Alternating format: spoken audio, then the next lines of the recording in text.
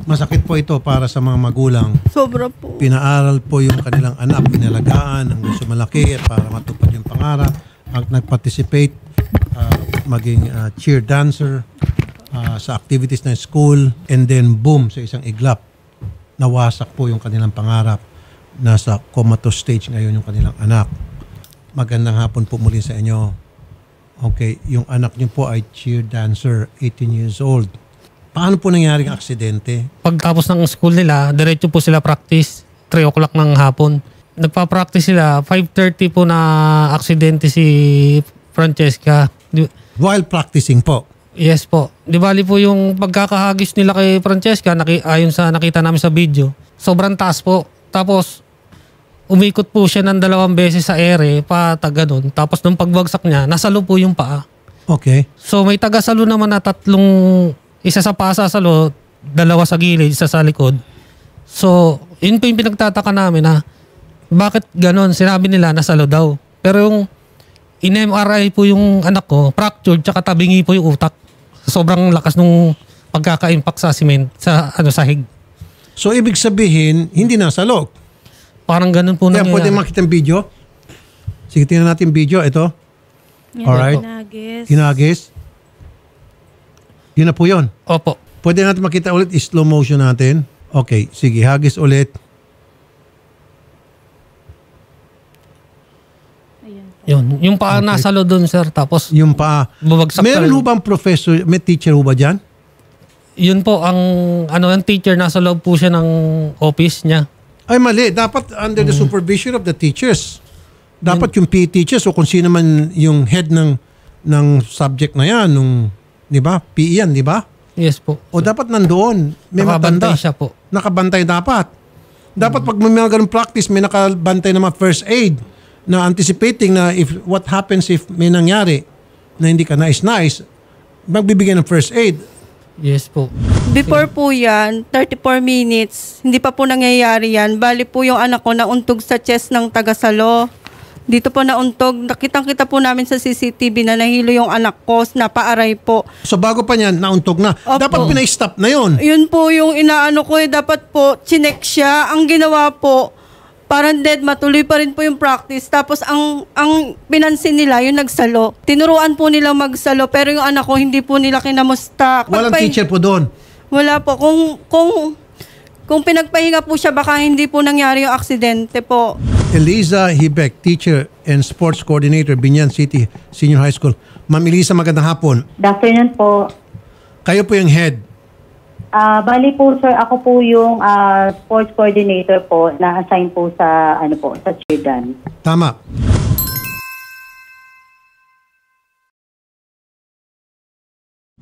Okay, alam niyo na po itong insidente yung nangyari kay Francesca Ferreira. Yes po, Sen. Okay.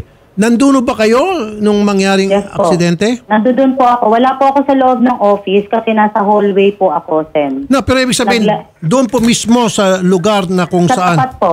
Opo, sa Hindi, tapat po, mismo, Sen. wag sa tapat. Doon mismo po sa basketball court. Kasi po, Sen, sako po ng Cheerdans yung court. So, nandito po ako sa hallway na katapat lang po nila. Ay, hindi po. Wag po, ma'am.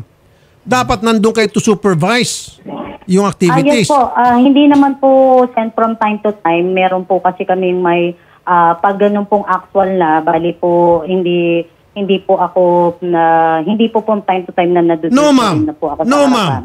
No, ma'am. I disagree. I'm sorry. I beg to disagree. Yung mga ganong activities, medyo maselan po yan. Maghagis-hagis. Diba? Dapat you were there to supervise, to make sure na tama yung mga ginagawa ng mga bata. For safety reasons, you are there to supervise personally, to see to it na nasusunod yung protocol. Tapos sabi mo nasa hallway ka. No, you should be there mismo sa lugar na kung saan nagkahagisan ng mga estudyante. And then meron palang insidente before. Malapit lang din po yun. No, ma'am. No, ma'am. Dapat you should be there. Doon mismo. Tapos nung nakita niyo pagkalaglag ng bata, agad-agad tinakbo niyo sa ospital, which you didn't do. Bali po, hindi naman po pwede na ako po ang magtakbo sa kanila. Kaya po, nagbigay po muna kami ng first aid sa bata dito po sa loob ng faculty. Tapos po, tinawagan ko na po si daddy na sa labas pala siya. Tapos si mami naman po, papunta na. Tapos po tumawag na po ako sa C3, malapit lang po dito, pinagmotor ko na po yung isang estudyante po namin para makatawag na po ng rescue po. No, ma'am. Again, for the second time, no. Mali ka. Ma'am, dapat pag may ganun, tama yung first aid. Okay, and then nagtawag na po agad kayo ng ambulansya para diretso Yes sa po. ospital. Yes po, ganun po. Hindi, tinawagan si daddy. Hindi, ma'am, dapat sabay yun. Tawagan yung ospital, tawagan si mami, daddy. Sabay. Yes po, ginawa ko po. Wala po Ginawa sinabi, ko po, sir, kung ano nangyari. Inabot Ginawa ng ko po. 45 minutes yung anak ko sa school. 30 Oh. minutes po siya bago tumawag, sir. Sa akin, wala siya Kawawa sinabi. naman po Tinext ko yung siya, ma'am, ano po nangyari? Wala, hindi na nag-reply. Oh, kayo sa inyo, ma'am. Kasi po, nasa labas po si daddy. Si mami naman po, papunta na po siya. 30 minutes dito po sa ang school first aid. noon. Nawalan na po agad ng malay yung anak ko. Hindi niya siya po tumawag. Walking distance lang po yung Mami, ambulance. alam niyo lahat ang nangyari. Alam niyo lahat. Di ba nga nagagalit nga kayo sa amin kasi ang higpit-higpit namin? In Mami- the first place, yan, nasa harapan na po tayo ni Senator. Meron po kayong waiver na pinirmahan. Na yan pong waiver na yan ay hindi nga po para i-contest namin sa inyo kasi nangyari na po yung aksidente. Nakita Ma'am, niyo sorry po ma'am. yung Makasingit CCTV. ma'am. Porket meron silang pinirmahan waiver, sisirain na natin, hindi natin sundin yung mga safety protocols? Dahil sa Hindi waiver po. na yan? Hindi po gano'n ang ibig kong sabihin. Ang akin lang po, wala naman pong may gusto nung nangyari. I know, wala may Hindi po gusto, pero meron dyan may gustong mangyari yung lapses at meron dyan dahil sa kanilang kapabayaan, nangyari lahat ito. Kasi kung hindi sila pabaya, hindi sana nangyari ito. Halimbawa, wala ba kanilagay ng mga safety mats? May match po. Makikita naman po sa video. Meron po Meron? kaming match. Meron po. Manigun po. Meron po, pero wala sa standard. Makita nyo naman sa video May match po doon. Ma'am, dapat po yung mat makikita nyo ninyo. po yung yung coach po, nakabilang lang po siya ng isa. Ang nangyayari nga po, nagdadalawang spin po si Cheska. Tapos po, nasipa niya po yung nasa paanan. Kaya lumuwag po yung sasalo po sa kanya. Kaya nga Nasipa po, niya yung na sinasabi kasi ko ma'am, nasa dapat paanan. nandoon kayo. Para bago ihagis, siguraduhin nyo na yung safety mats, they are in their proper places. Di ba? Nakalatag po siya, Sen. Nakalatag po siya. O dapat tama yung pwesto Opo. ng mga sasalo. Bakit kung tama ang pwesto ng pagsasalo, bakit na comatose? Kasi nga po nasipa niya po yung nasa paanan, kaya medyo lumuwag Okay. po yung sasalo. And then- Makikita niyo naman po sa Sige po, ma'am. CCTV na And lahat then, po ma'am, sila nakataas ang kamay. Okay, sige po. Pero ma'am, 30 minutes before that, nabagok na rin po sa may dibdib ng tagasalo yung itong si yun Francesca. po, nakita niyo po ba sa video po yun? Kasi ang alam ko po, yung ibang araw po yun, yung sinasabi po ni Mami. Same day po. Same day din Same yung- day. Same day, Nasa video pinanood po ba? namin. Kasi nasa Napanood inyo po namin. yung CCTV. Same day po yun, ma'am. Dapat pinagpahinga niyo yung anak ko na ano na dito sa chest Ang ginawa nyo kasi, ma'am, ayaw ang yung sinasabi nyo, ipaalam yung sa Denmark pa yun, principal. Same day po. Mami, ang sinasabi niyo kay Denmark pa di ba sa susunod na araw na nga po, nag-iba Same na day po tayo ng spotter. 34 minutes bago po na aksidente na ano po siya. Kitang-kita po nahilo yung anak ko. Tsaka si Wala man lang Francine, pumansin. yung Wala- Mami, kambal niya wala nagsabi. nga araw, Mami. Wala po kayo nung araw nung nangyari yun, di ba? Napanood Hindi namin sa kayo, video, kaya ma'am. Napanood tinawagan namin po sa kayo video same day. Oh, hindi Natama yun po same sa- day, Mami. Kasi wala po kayo nung araw nung nangyari yun. Pinanood So, po ibang namin araw sa po yun. CCTV same day po. Itanong niyo po sa teacher. Nanood Paano po, niyo po sinasabi na nakita niyo, wala nga po kayo nung araw na nanood yun. po kami ng CCTV, ma'am. Tapos nangako po kayo Napanood kung anong ko po mangyari, yung sasagutin nyo. Ngayon, asan po kayo, ma'am? Anong nangyari Sir, sa inyo? nangako Ma'am, anong pangalan po ng coach ng mga estudyante? Mga alumni ko po yun, Sen. Mga alumni. Anong pangalan po? Tumutulong lang po sa akin. Tumutulong lang. Nasaan po yon sila? Opo. Yung mga alumni na May yun? mga trabaho din po sila. No. Pumupunta lang po sila rito pag magpa-practice po. So, nung oras ng practice, nandun po sila nung mangyaring aksidente? Yes po. Opo. Nandun mismo? Po. Opo. Si Coach A po yung mataba na nakasenyas po ng isang lang, na naka-one lang. Okay, nandun Kung siya. makikita niyo Nandun po yung sa coach. CCTV. Opo. Ito yung alumni na volunteer lang. Yes po. Opo. Okay, pero kayo nandun sa hallway. Opo. Sa tapat lang din po nun. Okay. Nung court. Andito lang po. Now, ma'am, nangyari na po ito and magkakaroon po ng investigation, I'm sure, yung DepEd tukol dito. Paano naman po yung mga bayarin sa ospital? Sir, nangako Yun po siya. yun Nasasagutin po, niya. nakapagbigay na po kami sa kanila ng tulong. Ako po, with my initiative, umabot na po sa 400,000. Yung 200,000 Tulong po niya. na Hindi po nilakad totoo po yan, kay hindi po. Mayor. Hindi po totoo. Tapos, Si Mayor nagbigay, Hindi si totoo. Vice Mayor at saka si Mayor may ibibigay pa lang. Pero yung tinulong mo sa amin, ang pinangako mo sasagutin mo yung 1 point, mga babayarin namin doon, wala ho kami nakita ni Anino nyo, hindi kayo nagpapakita doon. Para ano nasasagutin po? yung personal na tulong nyo, di ba? Sabi nyo, tutulong kayo, di ba? Nagsabi ako, Oo, sa alumni, nung nagkaka-meeting, sinasabi mo yan. Kung ano mangyari sa mga bata, sasagutin niya mo. po. Sabi niya pag... Pakasinungaling mo eh. ay, nako, Sabi Daddy, po, totoo pag may lang nangyari po, sasagutin Nung niya. tayo Marami po pong napunta ng testigo. Asia, nagsisisihan nga kayo ni Mami, di ba? Oh, ngayon, ako, kung hindi ko po nilakad yan kay Mayor, kay Ponglen, o di sana po wala tayong nakuha na 400,000. Kami naglakad noon. Saan ka? Kay Konglen, kami naglakad. Kami kumuha doon. Kay Ang Mayor, matatanggap kami niya lang pumunta po sana ron. nung Friday, yung 10,000, Daddy. Yung 10,000 na guarantee letter lang po. Kami Pero lumakad nirilisan niyan. po kayo ng 150,000. Tama po ba ako? Kami lumakad niyan. Wala kang Okay. ginawa. Hindi po. Ma'am, yung DepEd po, meron bang binibigyan na tulong? Yes po. Ngayon po, nagpababa po sila ng memo ng voluntary contribution po sa lahat ng school. Pero Wait. Voluntary contributions from the students? From different schools po, dito po sa Binyan. Wow! Sana pupunta yung mga bilyon-bilyon. DepEd ang may pinakamalaking budget sa Republika ng Pilipinas. Tapos ngayon, manlilimos sa mga estudyante dahil sa kapabayaan ng isang eskwelahan at meron pong nakomatos na estudyante. No! Hindi nyo pwedeng ikarga sa mga bata yan. Wala namang inosente naman yung mga bata sa iba't ibang schools doon sa pangyari. Bakit pati sila madadamay sa panghihingi ng pera, donasyon? Sana No, hindi ako papayag. Don't do that. Puntahan nyo yung DepEd. Malaking budget ng DepEd Bilyones. Bakit sa mga estudyante ikakarga? Then, alam niyo naman po na hindi naman po yung DepEd po ay cascaded po within division, within region. Well, tawagan So, yung DepEd. Maski na. Pero di ba under kayo sa DepEd, budget nyo comes from DepEd, right? Opo. Din dapat DepEd na sumagot. Hindi kayo pwede magpaikot ng lata o magpaikot ng sobre para manghingi sa mga estudyante, mga pobreng estudyante. Tapos pag hindi makapagbigay, hindi makapag-exam? No! Wala. Sen, wala naman pong ganun. Ma'am, sorry I'm talking from experience because in the past, many years ago, nagkakaroon po ng mga contribution sa mga eskwelahan, hinihingan po yung mga estudyante. Alam ni siya rito. At kapag hindi po nakakapagbigay yung mga estudyante, napaparusahan po yung mga estudyante, hindi nakakapag-exam, pinapahiya, stand on the corner, etc. etc. Nangyayari po yan. I'm speaking from experience, ma'am. Hindi ako nagsasalita dito out of the blue.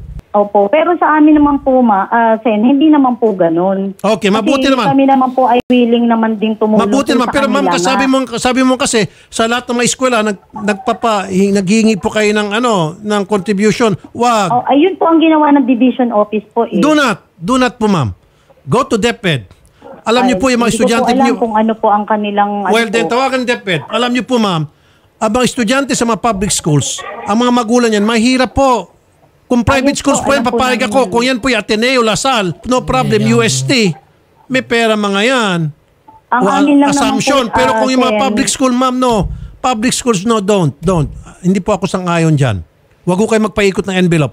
Kailangan, ma'am, manggaling yan sa DepEd. Hindi ako papayag. Because I have this bad experience in the past na yung mga estudyante hininga ng contribution kapag may mga kailangan, may mga pagkukulang sa pera sa mga pagpagawa ng mga proyekto sa eskwelahan. This is my experience, ma'am, kinakarga sa mga bata. Pag hindi nakapagbigay yung mga bata, may parusa.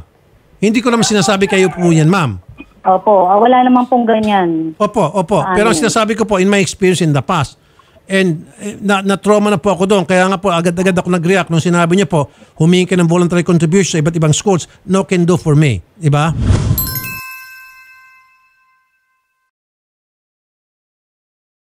Ma'am, dapat talaga papasok dito yung DepEd. Manghingi kayo ng pera sa DepEd. Nasabi na nyo ba sa DepEd, Doc? Yes po, reported naman po Anong sa sabi po kanila. ng DepEd? Tutulong na po yung From DepEd? the time. Actually, dumalaw na po sa kanila, Sen, nung nakaraang Webes, yung mga taga-division office. Nakausap na nga po nila si attorney. Tanongin po sa parents kung ano pong sabi sa kanila ni attorney. Okay. Ano sabi Kasi po ng nakita ko attorney? lang po sa post nila eh. Sige po, ano sabi? Kung gusto po Kasi daw wala po namin na kasuhan si ma'am, gaanuhin po daw namin. Kung gusto namin siyang kasuhan. Tapos nagbigay din ng tulong sa amin ng 3,000. Tutulungan daw kami pag gusto namin kasuhan si Ma'am Ibek.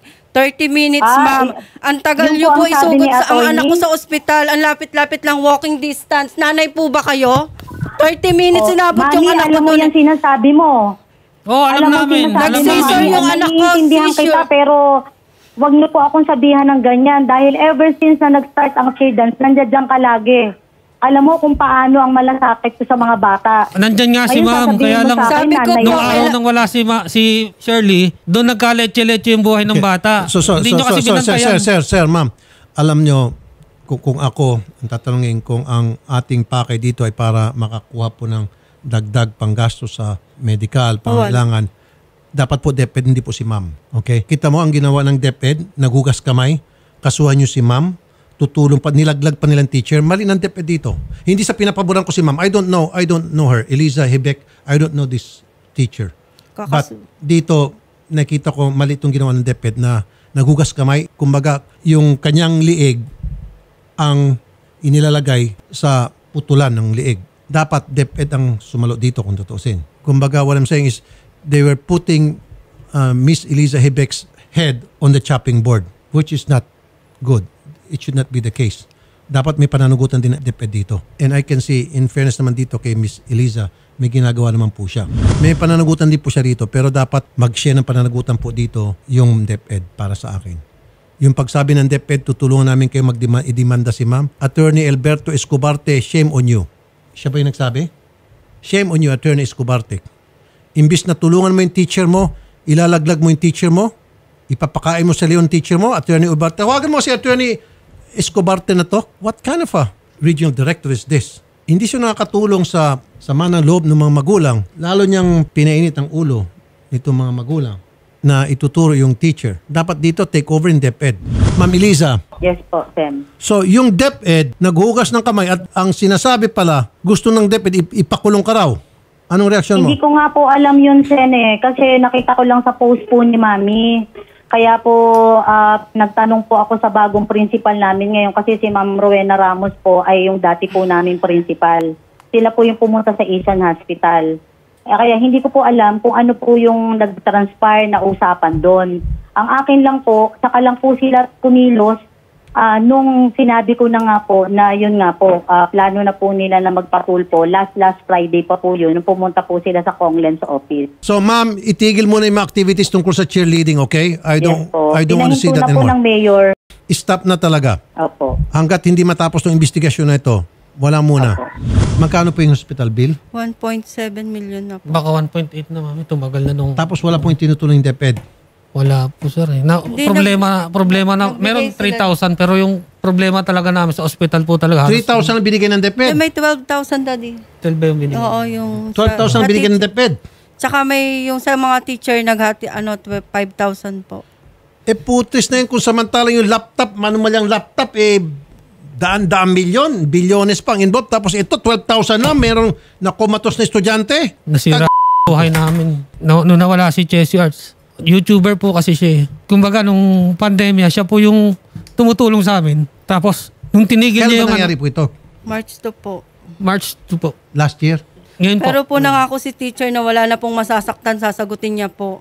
Tsaka po kasi po yung principal, against po sa cheer dance, nagtatalo po sila ng principal. Ayaw po talaga siya payagan. Tsaka po yung DepEd, tinanong po siya kung may mangyari sa mga batang ito, sasagutin niya po. Umaupo siya po nagbibida sa amin. Ma'am Eliza, against the advice of the principal and DepEd, pinagpatuloy mo, kaya pala gusto kang pakasuhan ng DepEd kasi sinabi nila na wag na. Meron po kaming letter na nag-agree nga po. Ang sinasabi lang po ni principal noon, hindi po kami pwedeng mag 1 to 5. Tapos ang ginawa po niya, ang inapprove niya lang po sa amin, yung 3 to 5 po. Sen, pwede po bang itanong sa mga parents, nasa na po yung 400,000? Kasi hindi pa rin po nila na ibabayad yun Nasa hospital, sa hospital bill. Nasa hospital po yung 200 tsaka yung 150. Hanap po kayo lang hanap ng Yung 150. nandun lang naman. Tsaka yung 200,000. Yung tinulong niya po, sandali lang, kami lang naman po naglakad noon. Noong una nagpunta siya, kami rin ang pipirma. Kaya wag niya ipagmalaki naglakad po siya. Nagkasakit po yan eh. Iniwanan po kami ng isang Mayor linggo. para marilisan kayo ng 200. Kami rin po nagpunta Tapos yung doon. 150 nung nakaraan. Ma'am, dapat Ma'am, lang kay po Mayor, kasi ang tagal yung isugod pumunta ang po anak ko kayo, sa i-receive ospital. nyo na lang. Inabot po ng 30 minutes yung anak ko sa sa faculty. Mami, hindi po yan ang Nanay po ba pinag-uusapan kayo? natin. Hindi naman clinic ang faculty eh. Yung anak ko, hindi nyo pa, walking distance lang po yung yung ambulansya. Kinalikot niya po yung anak ko ng kinalikot. Doon pa lang po sa pagkahulog, nawalan na po ng malay yung anak ko. Tapos, Hindi, na may malay, pinatayo nila. After Pinatayo. 20 seconds, hinimatay, tas sinalo nila. first aid teacher po siya at hindi po tama, dapat hindi nila hinawakan yung anak ko, hindi nila pinaglakad. Dinala nila sa faculty room, doon nila itinago Nanay po ba kayo? Bakit hindi nyo agad sinugod sa ospital yung anak ko? Hindi kayo Mami, tumawag alam ng mo yan. tulong. Alam mo 30 na minutes pa sinugod bago ko kayo agad. tumawag. Hinintay pa nga kita. Sabi ng doktor, Emergency na yan. 15 minutes lang mawalan ng oxygen ng ulo ng tao. Ano nasa inyo? 45 Ang nasa minutes? Kung ano pang Sir. pinagagawa sa office. Ang nasa isip niya po kasi Hindi po sa office. Ang sinasabi ko po, gusto kong itakbo yung bata na nandiyan na rin po si Manny yun po kasi yung papunta totoo. na rin daw siya. Lahat po sa office, hindi alam ang nangyayari nung emergency kasi nililihim po niya. Ang iniisip niya lang po, sarili Paano niya. niya? Kahit Wow, po yung Mami. guard, hindi po alam ang nangyayari. Paano po mangyayari Umiyak po yun? siya Eh, ng kami na lang po ang Skechers. tao Umiyak siya ng dito. Skechers, anong oras na. Kasi tinanong nung guard. Stretchers. Kami na lang po ang mga Tinanong tao po dito. ng guard kung anong nangyayari. Hindi po nagsalita yung inuutusan niya. Nililihim niya po sa paligid. Sino po? Alam nga po ng mga guard kung ano Hindi nangyari. po alam. Hindi po Sabi alam. nga ng guard, sisirain niya rin yung pinto kahit na hindi nakalak yung nagsalita para po lang makuha yung inutusan stretcher. niya kasi pinapalihim ni teacher. Tsaka po kayo po, nahimatay na yung anak nyo. 30 minutes po, nakaya niya pong makitang walang malay. Walking distance lang Mami. po yung yung medics. Sa likod lang Hindi po nga pwedeng po. takbuhin. 45 minutes na alis yung anak ko sa sa school. Ma'am, Po yung ito pong nakikita ko rito, from now on, una, pina-stop na, okay yan. Bago matuloy, ito mga cheerleading activities, dapat meron mga safety protocols in place na maigpit na sinusunod para hindi na maulit itong ganito klase insidente. Maglagay ng mga kapal na mats, safety Meron mats. po. Ma'am, manipis yung mats nyo siguro. Dapat kapal-kapalan pa. Pang baby po, yung maliliit na Yun na ganun po lang. yung standard po. Sen. Well then, dapat Kasi ma'am, meron pa pong mas manipis po doon, yung pang elementary po. dapat ma'am, yung pang sports, yung ginagamit po sa mga atleta na, yung mga pang Olympics kung pwede.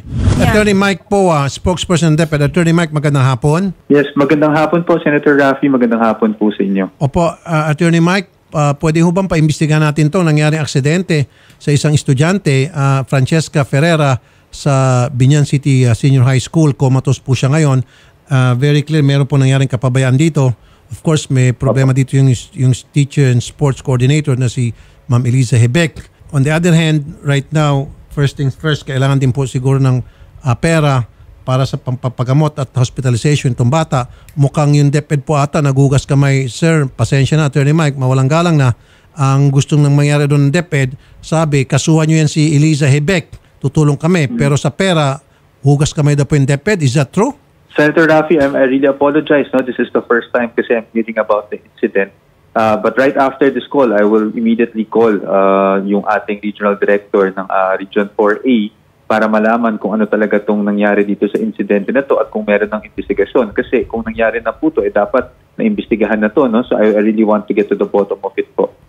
Opo. Ang ayaw ko rin kasi mangyari dito, Attorney Mike, sinabi po ni Teacher Eliza para karagdagang budget sa pagpapagamot dito sa estudyante na si Francesca, nagpapaikot po ng envelope, voluntary contribution sa mga estudyante sa iba't ibang eskwelahan. Sabi ko, hindi ako papayag niyan. Anong kinalaman ng mga estudyante na para pati sila madadamay rito at mag-shell out ng pera, mahirap naman po yung mga magulang ng mga estudyante natin sa public school, di po ba? Opo, tama po. I agree with you, Senator Raffy. That's why definitely po makakaasa po kayo. Talaga pong tututukan natin to. Right after this call po, talagang tatawagan ko si Regional Director natin, si R.D. Escobarte, kung anong nangyari dito at kung anong tulong na may bibigay po natin. Opo. Isa pa po, siguro po, lesson learned sa atin to, Attorney Mike, itigil po muna siguro lahat ng mga cheerleading activities sa lahat ng mga eskwelahan until na masunod po yung strict protocol tungkol po sa safety ng mga participating students, Attorney. We will take that under advisement, sir. Wala pa po akong guidance ukol dyan. So, hindi lang po ako makapag-commit. But definitely, sir, we will take that under due advisement. And gagawin po natin talaga ng kaukulang hakbang itong incident Ayun. na to. Sige po, ito pong nandito sa amin, mga magulang, sasamahan po namin sa inyong tanggapan para dun po sa tulong ng DepEd at saka sa resulta po ng gagawin yung investigasyon, Attorney Mike. Opo, yes sir, makakaasa po kayo. In fact, they can come naman po sa DepEd even to my office para po talagang matulungan natin itong mga magulang na ito. At lalong-lalo na para mapakita talaga natin na nagawa natin ng action. We will update you rin po on your team, sir. Sige po. Attorney Mike Powa, maraming salamat po, spokesperson ng DepEd. Magandang hapon po, Attorney Mike. Magandang hapon po, Senator Rafi. Maraming salamat po sa opportunity para po marinig yung side namin. Salamat po. Sir, umakyat na tayo sa taas sa DepEd. Sasamahan po namin kayo kay Attorney Mike Powa, spokesperson po yan ng DepEd para matingnan natin kung ano yung mga tulong dapat na ibigay ng DepEd. At the same time sa investigasyon, huwag na po maulit to. At kung sino man merong mga pagkukulang dito, dapat managot. Yun po yung pakay natin. Okay? Salamat po, Ma'am Eliza Hebeck, sa time na binigyan nyo sa amin. Opo. Thank you po, Senator. Magandang hapon po, Ma'am Apo. Eliza. Tatay Fritzon, Nanay Shirley, sige po, punta ka sa kabilang booth. Bukas po, punta tayo ng DepEd. Okay? Salamat Magandang hapon po, sir. Senator. Thank you po. God bless po. Opo.